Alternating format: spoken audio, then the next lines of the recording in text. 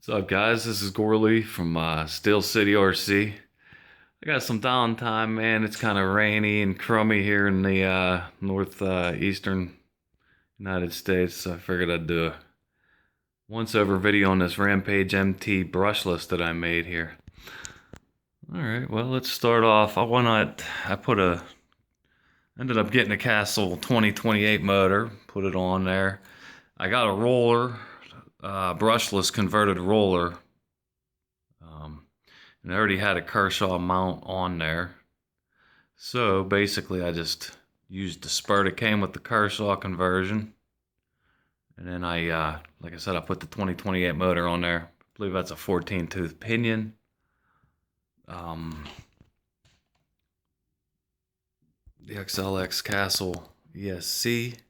Kind of got it mounted up on the top there. Okay, and I double shrink wrap this. The capacitors and whatever else, and I put some conduit on the wires to where it'll rub. Made my own connector, wiring connector to run 8S. D845 high-tech servo with a DDM horn.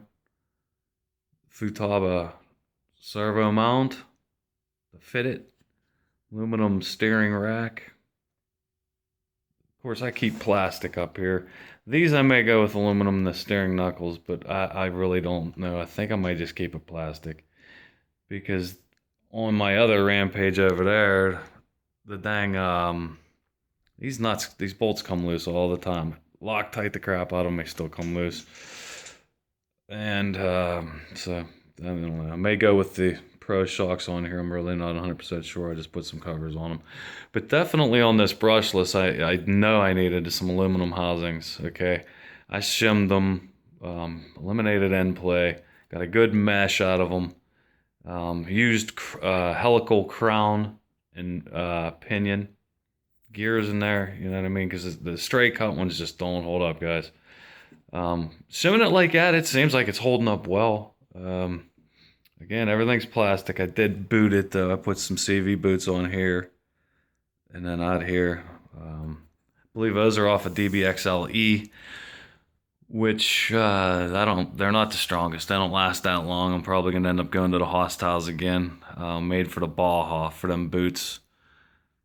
I put a little Traxxas slash receiver box in there. Got my Futaba radio in there, the receiver. Basically just ran the wiring from to the box right up that support post, you know, that front support, that chassis brace, and then conduit it, and that's it. I mean, it's nice and secure, not going anywhere. It's not going to hit the drive shaft, which is a good thing. That's how I ran the wiring to the motor on this side. Now this setup actually uses the stock center diff mounts. Okay, there's little spacers underneath to get it up off the chassis so that big old spur fits in there. But that's the stock aluminum center diff mounts. But I just upgraded to the aluminum ones.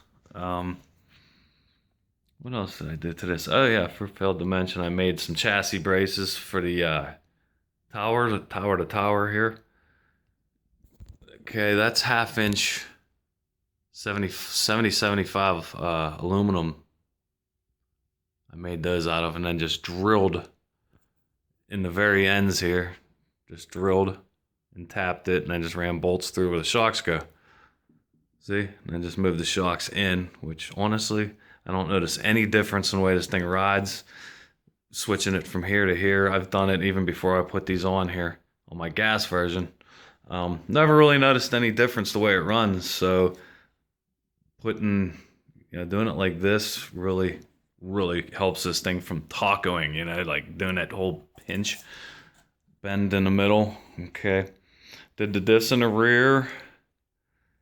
I'm using SMC 7400 4S lipos, making it 8S, using DBXLE battery boxes.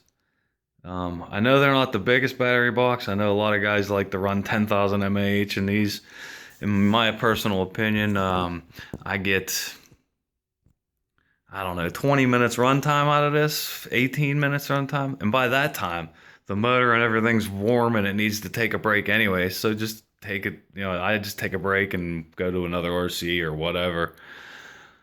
So I don't feel the need for any bigger than a, like 7400 mAh or 8000 or whatever you want to use. But these fit really nicely in there.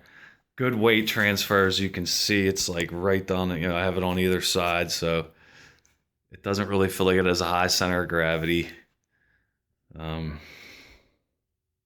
that's it. But guys, those diffs are definite. They're a must. The aluminum diffs, they are a must for sure, because I've shredded so many different ones on the gasser with the plastic housings, doing the whole flex thing, and it was a nightmare. So I've been having really good luck with those aluminum ones, and I can't recommend them anymore. Shimming is obviously, a bonus too. I failed to mention I put 1-inch extenders on here using DDM nuts. And I was running Proline, the Proline Trencher 4.3s on here. Those are pretty big tire, and it seems to handle it really well. But, I went ahead and polished these up to match the Kershaw. I was just going to leave them raw, but I think they look a little better shined up and whatever else. All right, guys. Well, again, this is Redcat Rampage with a Kershaw conversion.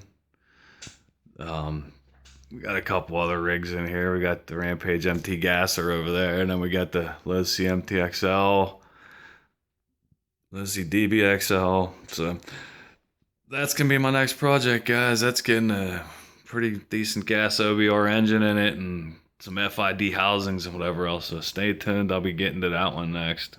Thanks for watching.